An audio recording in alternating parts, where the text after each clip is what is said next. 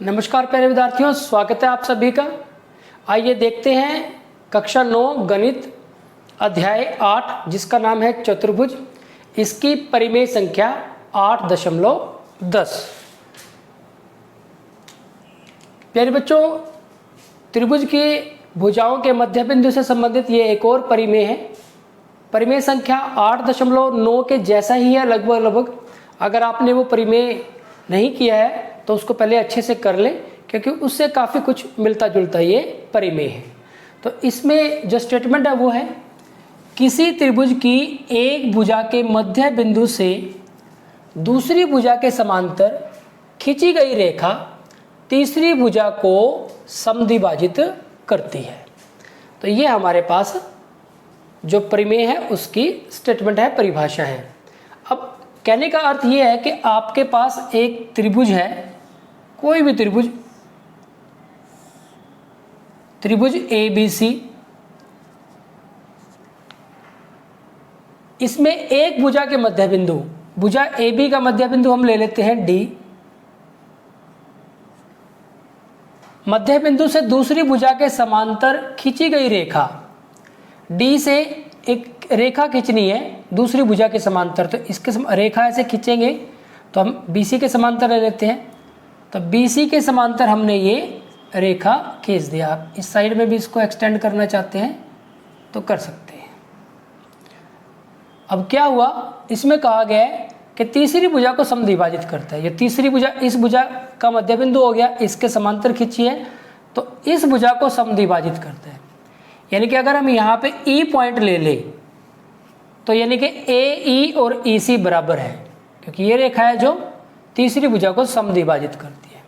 तो अब आपको, मुझे लगता है कि यहाँ से काफ़ी कुछ क्लियर हो गया होगा। आप देखेंगे इसमें क्या दिया गया है, तो हम लिखेंगे कि एक त्रिभुज ABC जिसमें भुजा AB के मध्य बिंदु D से BC के समांतर एक रेखा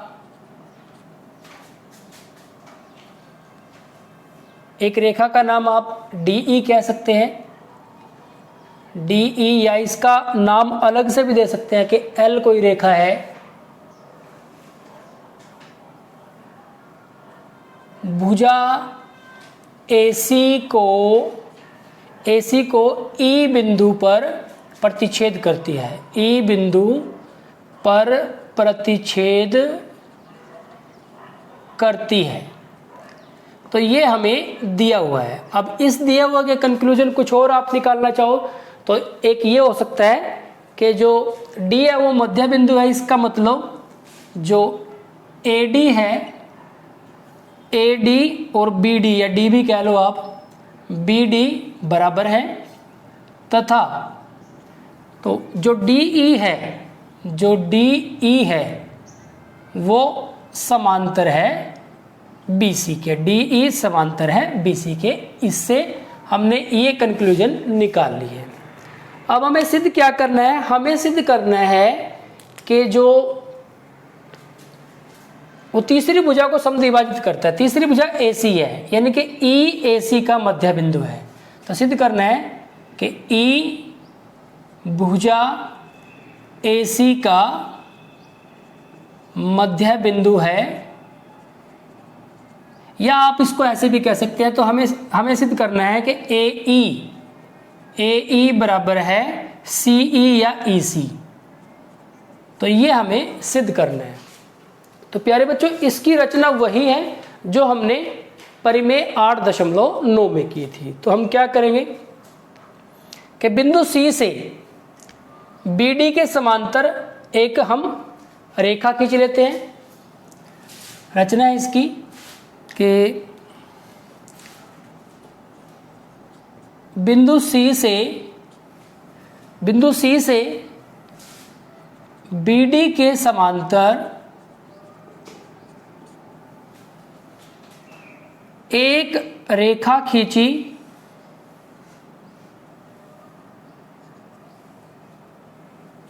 समांतर, एक रेखा खींची जिसने रेखा L को, जो ये रेखा L है, देखो अगर DE रेखाखंड की बात करें तो सिर्फ ये है, और DE रेखा की बात करें तो ये पूरा है, तो L लिख लो, या फिर रेखा DE का मतलब पूरी से है। इससे L को E बिंदु पर प्रतिच्छेद किया।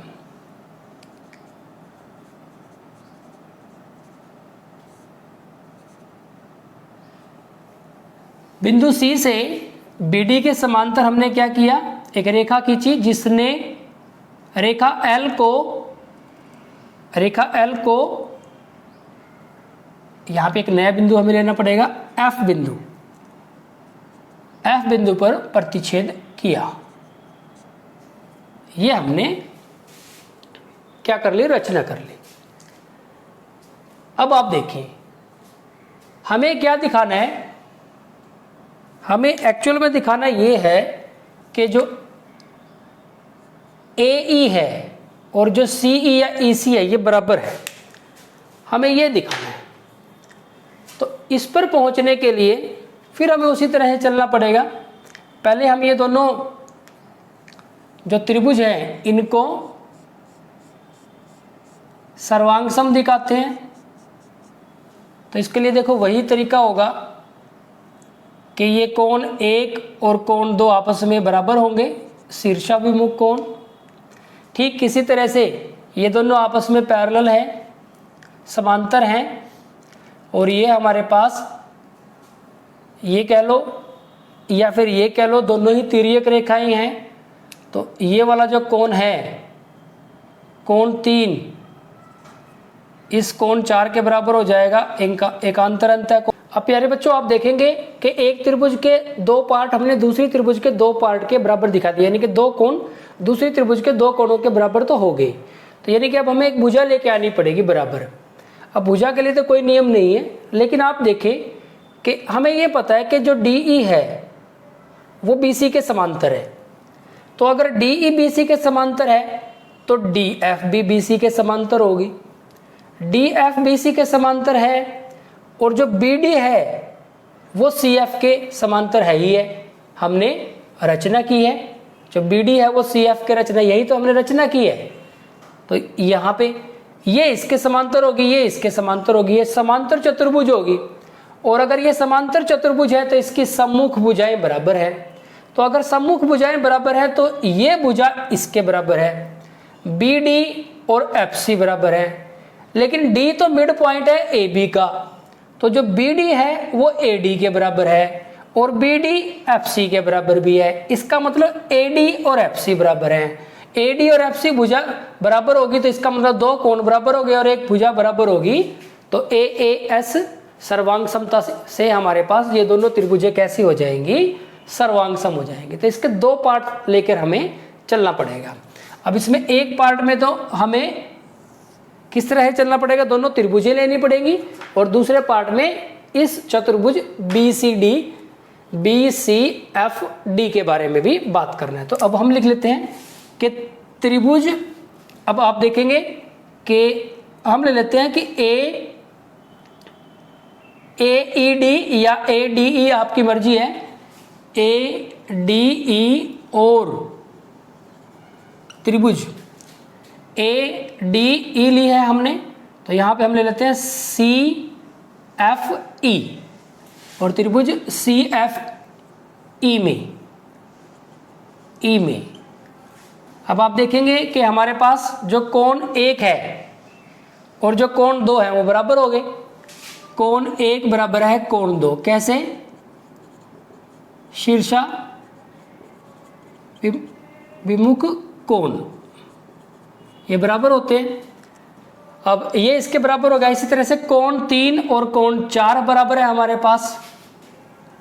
कोण 3 बराबर है कोण 4, कोण 3 और कोण 4 किस बेस पे बराबर हुए हमारे पास के जो बी ए है या बी डी है, बात एक ही है कि बी ए समांतर है किसके, सी एफ के, सी एफ तथा, तो बी ए समांतर है सी एफ के, तो हमने ये 3 और 4 और ये जो डी ई है ये या फिर एल है वो एल तिर्यक रेखा है, एल तिर्यक रेखा है, इसलिए एकांतर अंत्यकोण हो गए जो कि बराबर होते हैं। अब एक त्रिभुज के दो कोण दूसरी त्रिभुज के दो कोणों के बराबर तो हमने दिखा दिया, एक भुजा को बराबर दिखाना है, तो इसके लिए हमने अब यहां पे आ गए। अब आप देखें कि जो DE है वो समांतर है BC के, ये हमें दिया गया है, इसलिए जो DE है तो DF भी समांतर होगी, DF समांतर है BC के, तथा BD समांतर है CF के। CF ये हमें रचना की है, रचना से। तो अब त्रिभुज BCFD में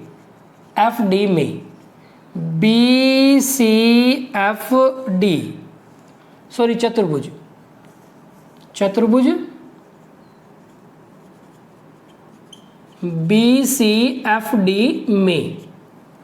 BCFD में आप देखेंगे कि BC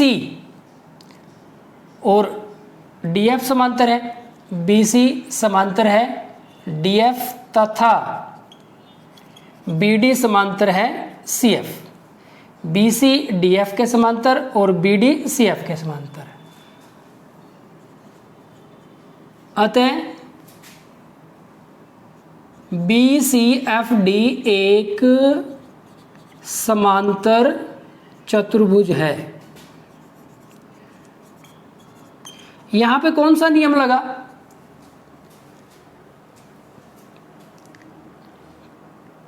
क्योंकि आप यहां पे लिख सकते हो कि क्योंकि यदि किसी चतुर्भुज की सम्मुख भुजाओं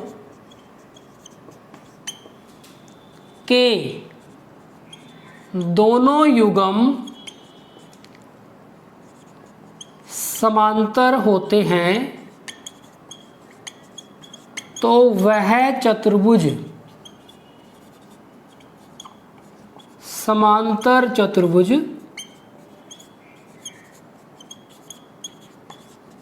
होता है। तो ये हमने यहाँ पे जो रिजल्ट यूज कर लिया, क्योंकि दोनों सम्मुख भुजाओं के दोनों जो पेयर है, दोनों युग्म है वो बराबर है, समांतर है, तो इस वजह से ये समांतर चतुर्भुज है। ये इसके समांतर और ये इसके समांतर।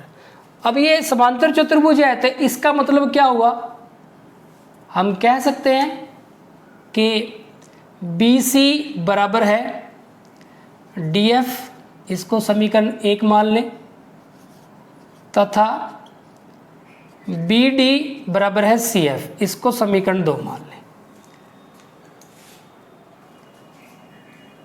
BC DF के बराबर और BD हमारे पास CF के बराबर हो गया। यहां पे पहुंच गए हम, लेकिन हमें तो इन दोनों त्रिभुजों के बारे में बात करनी है। अब BD CF के बराबर है, लेकिन BD तो किसके बराबर था, AD के, लेकिन BD बराबर है AD, दिया है, ये दे रखा है, तो इसलिए हम कह सकते हैं कि BD अगर बराबर है तो ये CF और AD भी बराबर होंगे।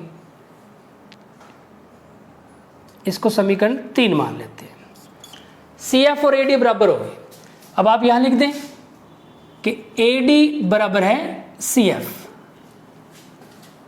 समीकरण 3 से या सिद्ध किया है, या फिर समीकरण 3 से दोनों में से कोई सा भी आप लिख सकते हैं। तो हमने ये दिखा दिया कि जो ये AD है, ये जो AD है और जो ये CF है बराबर है। अब देखो हमारे पास ये कोण इसके बराबर, ये वाला कोण इसके बराबर, इनके अंतर्गत भुजा नहीं आई है, भुजा हमारे पास AD आई है, दूसरी आई है, यानी कि एंगल से अलग आई है, उनके अंतर्गत नहीं है। तो हम लिखेंगे कि AAS सर्वांग समता से, AAS सर्वांग समता से जो त्रिभुज ADE है, AD सर्वांग सम है त्रिभुज CFE के। अगर ये सर्वांग सम है तो इनके संगत भाग बराबर होंगे, यानी कि फिर AE बराबर है CE, बराबर होंगे CPCT। और हमें सिद्ध क्या करना है, AE बराबर है CE, वही आ गया हमारे पास। तो लिख देंगे हम कि अतः जो E है भुजा AC का मध्य बिंदु है। तो यही हमें सिद्ध करना था। तो प्यारे बच्चों ये हो गया हमारे पास परिमेय 8.10, जो कि परिमेय 8.9 की तरह से ही काफ़ी महत्वपूर्ण परिमेय है।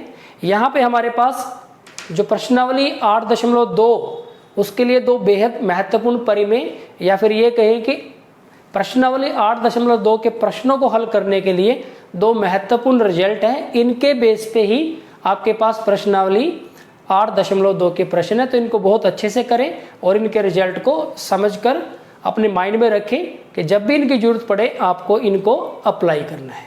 तो प्यारे बच्चों आज के इस वीडियो लेक्चर में इतना ही, लगातार प्रैक्टिस करते रहिए। Thank you very much.